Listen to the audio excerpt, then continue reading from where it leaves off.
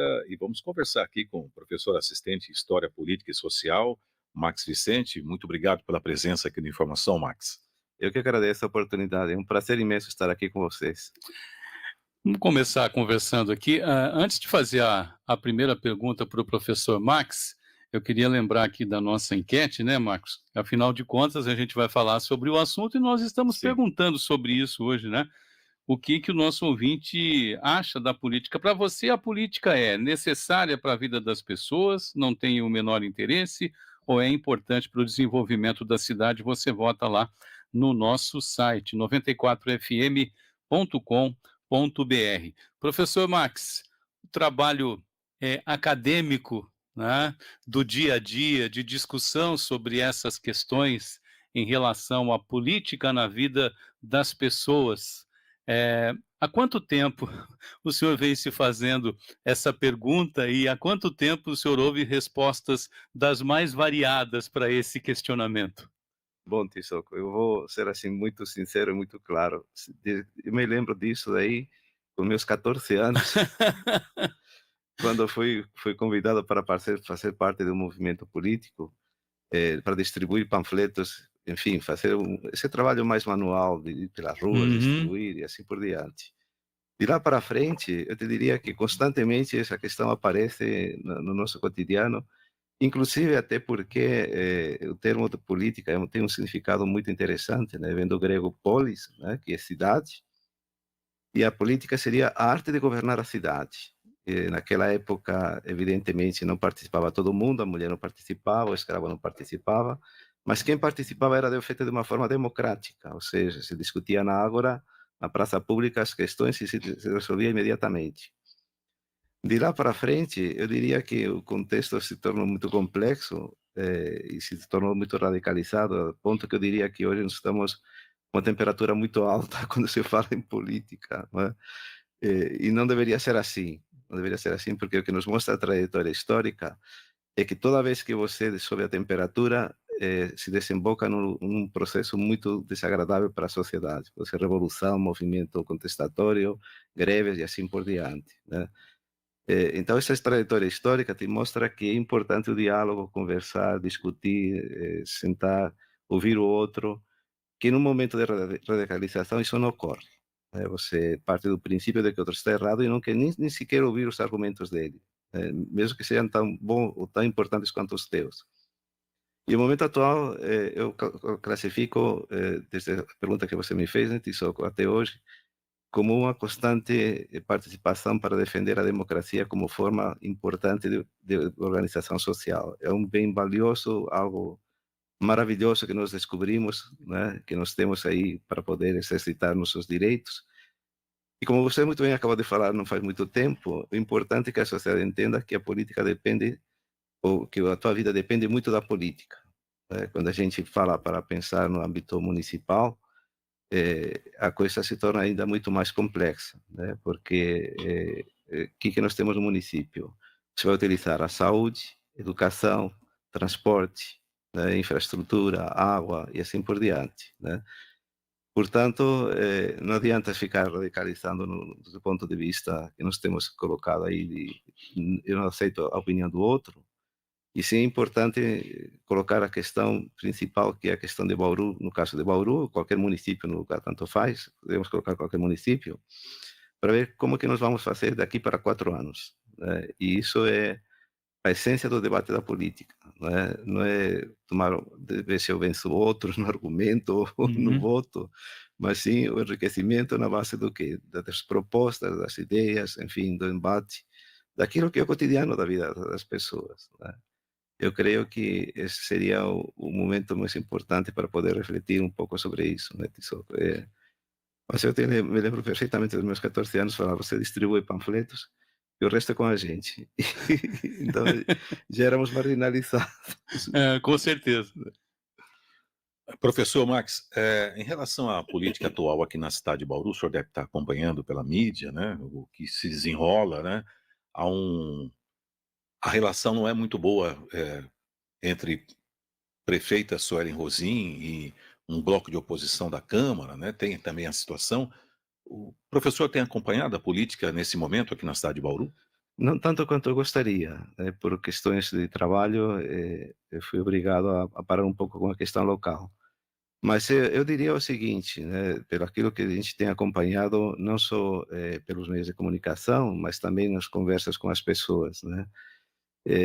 Eu creio que estamos num momento de radicalização muito perigoso dentro da cidade de Bauru. E eu digo que é perigoso mesmo, porque nós temos um pleito onde as questões podem aparecer mais no âmbito individual e não no âmbito coletivo, ou seja, as campanhas se tornam muito agressivas com o contrário, né, e aí não ganha ninguém, né, todos nós perdemos. Eu entendo que a oposição tem um papel a exercer, que de fato é fiscalizar aquilo que faz o poder público. E é função dela fiscalizar, né, isso fica evidentemente bem determinado numa democracia. Agora, daí até radicalizar o posicionamento, eu creio que se traz prejuízos para todo mundo. Primeiro porque a população não gosta dessa radicalização, então me afasto da política e vejo como uma coisa negativa, uma coisa, pejorativa, né.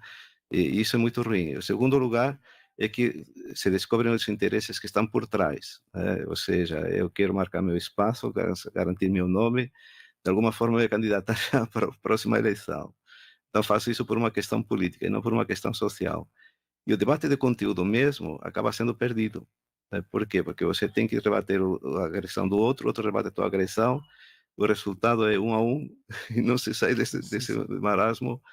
E quem que perde no final das contas, sendo bem claro e bem sincero? Bauru, né? Bauru que perde a oportunidade de poder crescer, de poder se desenvolver de forma sustentável, ou seja, com o consentimento da Câmara Municipal, do Poder Legislativo, dos conselhos, da participação. E a população tem que entender isso, né, que a vida dela depende justamente dela participar. Se não participa, outro decide por você e pronto, né. Uhum. Essa questão é bastante delicada, porque a oposição, creio que também subiu muito a temperatura, como também a prefeitura subiu a temperatura, e evidentemente isso provocou um desgaste muito grande dentro daquilo que seria a preocupação da sociedade por problemas graves que Bauru enfrenta e que são imensos, né. Exatamente. Professor, tem uma discussão, ou melhor, colocando melhor a questão, eh, a grande maioria dos políticos, e historicamente a gente foi aprendendo ao longo do tempo, que a política seria a arte de construir consensos. Eu acho que de uma certa forma é o que o senhor está tentando colocar, né. Quando você tem a radicalização, você tem exatamente o oposto daquilo que a política devia trabalhar, que era: "Olha, vamos tentar situação, oposição, centrão", para pegar um gancho da política nacional, né, eh, eu não concordo com isso, eu não concordo com aquilo, mas eu acho que isso aqui vai ajudar, a situação coloca uma outra situação, alguém, cede aqui, alguém cede ali, e você constrói um consenso possível para um avanço minimamente construtivo. Será que nós perdemos, a mão exatamente nessa questão da construção coletiva, ou nós, realmente ao longo do tempo, nós não aprendemos a fazer essa construção coletiva? Os soluços e avanços que nós tivemos foi simplesmente por conta, do avanço de um setor sobre o outro, ou de uma vitória de um setor sobre o outro, que por acaso significou um avanço para a sociedade aqui no Brasil. Não sei se eu me fiz Sim, entender. isso, nossa, pergunta sensacional, né, eu acho que é uma constatação mais do que evidente, né. Eu diria o seguinte, viu, Tissoco, o que a gente estuda, assim, em termos teóricos, é uma coisa muito importante e muito interessante. Os avanços sociais foram conseguidos com manifestações populares, né, e isso tem que ficar bem claro na cabeça de todo mundo. E quando a gente fala isso, nós temos que pensar que em política não é um jogo de futebol, né. No campeonato de futebol você fica vice, nossa, é uma honra, né, no final das Uhum. contas, segundo lugar é significativo. Em política, se você ficar em segundo lugar, você perdeu, né, Sim, não tem é o primeiro dos é o últimos. primeiro dos últimos, né. Com isso na cabeça, o que que acaba acontecendo, né, que você quer marcar teu espaço e se tornar de alguma forma visível dentro desse espaço, para garantir aquilo que seria a tua visibilidade perante a população. E para isso você tem que ser radical, né. Então é a crítica pela crítica, é você realizar qualquer oportunidade, em qualquer oportunidade, uma manifestação contrária contra o teu inimigo, enfim. É isso mesmo, você vê outro como inimigo, não como alguém que está dentro do mesmo barco que você. Uhum. E no final das contas, um benefício aqui para Bauru é para todos, não é para aquele que me votou, que não me votou, não é? Essa questão é fundamental pelo seguinte, Tissoco, eu diria que estamos num contexto não só bauruense, eu diria nacional, internacional, de radicalização extrema, como nunca temos visto até o momento atual, inclusive questionando o valor da democracia, que é talvez o maior dos pecados que pode acontecer na sociedade, né? Se você falar que a democracia atrapalha, né? É justamente o oposto, né? E o momento atual, eu diria que, pegando um pouco esse gancho, é esse que nós estamos vivenciando. Na verdade, que nós temos, nas eleições municipais deste ano, uma avaliação do governo federal, por um lado, um outro ponto de vista que é representado pelos seguidores do Bolsonaro, né? Saindo um pouco de Bauru, indo para São Paulo, esse teste que nós vamos realizar das eleições vai colocar em xeque esses dois grandes grupos, né? Vai radicalizar esse posicionamento. E conforme esse posicionamento for radicalizado ou não, conforme que ser vitorioso, podemos caminhar para um lado melhor ou para um lado pior, né? E aí é que entra o papel de Bauru e a política de Bauru. Bauru pode dar uma contribuição muito importante pela posição que ele coloca no estado de São Paulo, pela trajetória que ele tem, de que se crie um diálogo e um debate que traga melhorias para todo mundo, né? Porque é mais fácil fazer isso em um município pequeno do que num município como a cidade de São Paulo, onde os Uhum. movimentos sociais são mais intensos, enfim, a radicalização é um pouco mais acentuada. E o momento oportuno para discutir é isso, é a eleição. O que significa a eleição? Então, a eleição significa que nós temos que apresentar propostas concretas para poder solucionar os problemas graves de Bauru, e esses problemas graves de Bauru têm que ser debatidos e apresentados pelos candidatos. Não adianta você falar que eu sou candidato porque tenho possibilidades, não. Concretamente, a questão do DAE, a questão do tratamento de esgoto, a Endurbe, a dívida da Coab, falta de água, transportes com problemas, enfim, que soluções você apresenta para poder, de alguma forma, mostrar que tua capacidade política e teu argumento político é bom para solucionar esses problemas, né? Eu costumo falar o seguinte, e nem sempre as pessoas levam isso muito a sério. Eu creio que temos um momento em que a política parou de ser uma coisa mais amadora e tem que ser muito mais profissional, né? Com todo o respeito que as pessoas merecem, né? Uhum. Eu acho que é louvável que as pessoas queiram ser candidatas, mas que proposta você tem, por exemplo, para solucionar o problema da falta de água em Bauru, né? E mesmo que você tenha a proposta, de onde vai ser o dinheiro para solucionar esse problema, né? Então é fundamental que o prefeito, nos dias de hoje, se rodeie de pessoas muito competentes, porque a política hoje é projeto.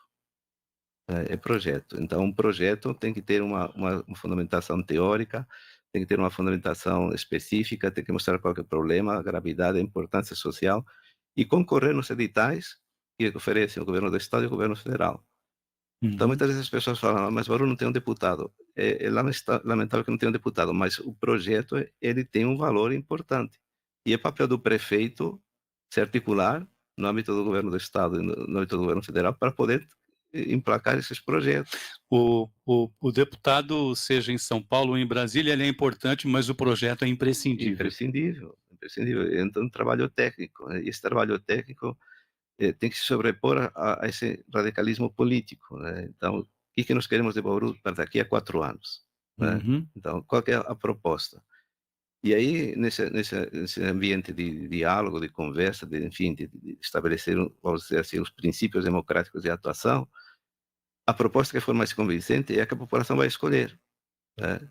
De qualquer forma, né, Tissoco, eu vejo muito problemático isso, porque é o que eu falei no começo. Eu creio que estamos com uma temperatura muito alta. Eu quero salvar o meu, Sim, garantir meu espaço, e no final das contas, quem sai prejudicado somos todos nós que usufruímos os bens do município. exatamente. Professor, no começo do nosso bate-papo, o professor usou uma frase que eu achei importante, porque é como se não se praticasse mais essa frase nos dias de hoje, que é a arte de governar a cidade, né? Isso é importantíssimo, né? É importante que o prefeito de uma cidade pequena, média ou grande, consiga entender essa frase, né? A arte de governar uma cidade. Fale mais sobre isso, professor.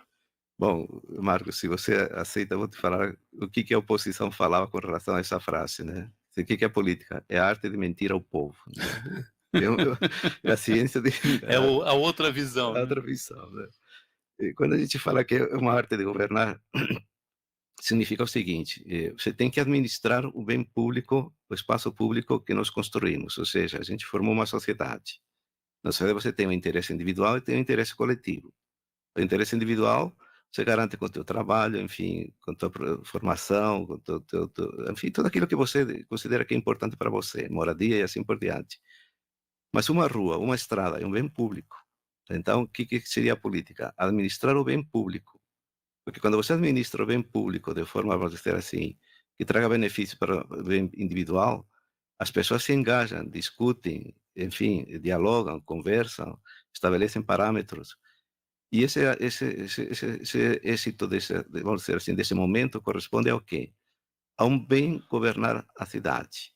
Aí entra a questão da arte, né? Que seria a arte. A arte é a construção que você faz para resolver os problemas que você considera importantes para o teu município. Os de Bauru são os de Bauru, os de Jaú são de Jaú, São Paulo são de São Paulo, embora tenham algumas coincidências, mas têm os seus pontos de vista específicos. Então, a arte significa o quê? Conhecimento, sabedoria, princípios de atuação e formas que você tem de poder administrar bem os espaços públicos, que é o que nós cedemos para que aquilo que seria administrador nos dê um retorno importante para o nosso benefício. Ou seja, eu pago imposto para quê? Para ter uma educação, ter saúde, ter segurança, que eu vendo que o Estado tem que realizar, que o político tem que realizar, que o vereador tem que realizar, que o deputado estadual tem que realizar, enfim, pensar no bem social, no bem da população. Isso seria a arte. O oposto, né, é justamente é a ciência de negar a arte, né? Seria colocar o interesse individual acima de tudo. E todos nós sabemos que o que está em jogo hoje em dia também, na eleição municipal, é a projeção para 2026, né? Já lançar nomes para possíveis candidatos, ou seja, uma articulação que de alguma forma perde um pouco essa trajetória, esse caráter daquilo que seria a política local, né? A preocupação local. De qualquer forma, entra aí na questão da arte, viu, Marcos, uma questão importante, é um trabalho técnico. Não adianta você colocar um político porque é meu amigo, ou votar porque é teu amigo, e assim por diante. Infelizmente, isso não te leva a nada, é muito pelo contrário. Se alguém te oferece essa possibilidade de falar, vota em mim que eu vou fazer um favor, pensa que esse político fez o mesmo para milhões de pessoas. Então não vai resolver favor nenhum. E infelizmente, viu, Marcos, viu, Tissoco, eu tenho, assim, uma convicção muito pessoal de que isso custa muito para a população entender. Ou seja, se você quer votar conscientemente, você vai ter que despender muito tempo para você se informar corretamente, né? Isso não é gratuito. Se você quer melhorias, depende da qualidade do teu voto. Se a qualidade do teu voto depende do conhecimento que você vai tendo dos problemas do município. Se você não sai com essa convicção, você vota porque é obrigatório, vota porque anula voto, enfim, que não tem candidato, ou vota porque alguém me falou, ou porque a rede social falou, ou porque alguém me indicou. Não, é uma convicção pessoal, é um espaço pessoal que você tem de mostrar a qualidade do que você quer para o teu município. E, infelizmente, isso custa. Professor, quando o senhor chegou para a entrevista, o senhor falava a respeito de uma variável importantíssima hoje na questão da formação, eu não diria só da consciência política, mas inclusive até mesmo do resultado de eleição, que é o peso da utilização de uma ferramenta chamada de inteligência artificial. E o senhor acabou de colocar uma outra coisa agora que é muito importante, né? Que a minha antiga professora de filosofia na Unesp, a professora Salete, dizia que pensar dói, né? E a gente está cada vez mais acostumado a pensar menos e repetir padrões, né? Qual que é o peso da inteligência artificial nisso e para fazer essa mediação que a pessoa precisa fazer para votar de maneira, eu não diria nem correta e incorreta, porque eu acho que é um termo errado você usar isso, Sim. mas é votar de uma maneira embasada ou não embasada, para sair dessa mesmice que a gente tem visto ultimamente, que hoje você pergunta em quem a pessoa votou há 4 anos, ela não lembra o nome. Bom, isso que nós tínhamos combinado de fazer perguntas fáceis. E perguntas super importantes, super interessantes, viu, Tissoco? Eu te diria o seguinte: o que é inteligência artificial? A construção e o conhecimento do perfil das pessoas. Isso é inteligência artificial, não é outra coisa. A gente utiliza a internet, você vai deixando rastros, esses rastros viram dados, esses dados são administrados e depurados por programas específicos que tornam um perfil de consumidor que é vendido para a sociedade, né? Portanto, a inteligência artificial, no fundo, o que acaba oferecendo? Acaba oferecendo a oportunidade de você criar fake news, criar perfis falsos. De alguma forma, isso implica em que as pessoas acreditam hoje, porque está na internet, você acha que é verdade, né? Você perde o espírito crítico e não se classifica, vamos dizer assim, de uma forma bastante consistente os valores que são importantes e os que não são importantes, né? Então, se alguém chega te oferecendo uma notícia tipo, não, Lula vendeu o avião da presidência, por exemplo, né? Veja, é muito óbvio que isso não é verdade, né? Mas como eu tenho uma postura radical já inicialmente predisposta, eu repasso isso para todo mundo. E no final das contas você acaba tendo a notícia de que não vendeu só o avião presidencial, vendeu toda a frota aérea Isso. do Brasil, né? Uhum. O que é muito ruim, porque a inteligência artificial tem um dado muito importante, que é te dar, oferecer informação que dificilmente você conseguiria se não tivesse internet. Então, o lado bom é esse, né? Nós temos muito conhecimento, se discutem muitas questões, se avança muito, mas, por outro lado, aquilo que seria o caráter negativo, o caráter pejorativo, é que acabam tornando você mercadoria, né? Você é um produto que eu vou colocar no mercado, porque esse produto me interessa para uma empresa que venda para você determinado bem, né? E isso faz com que você fique, de alguma forma, sujeito à vontade dos outros, e não à tua participação. Então, a formação que a gente fala, que seria essa que a nossa querida professora Salete sempre nos defendeu, eu fui aluno dela também, né? É que pensar não é que é complicado, é que é necessário. É necessário, porque se você não pensa, outros pensam por você. Sim.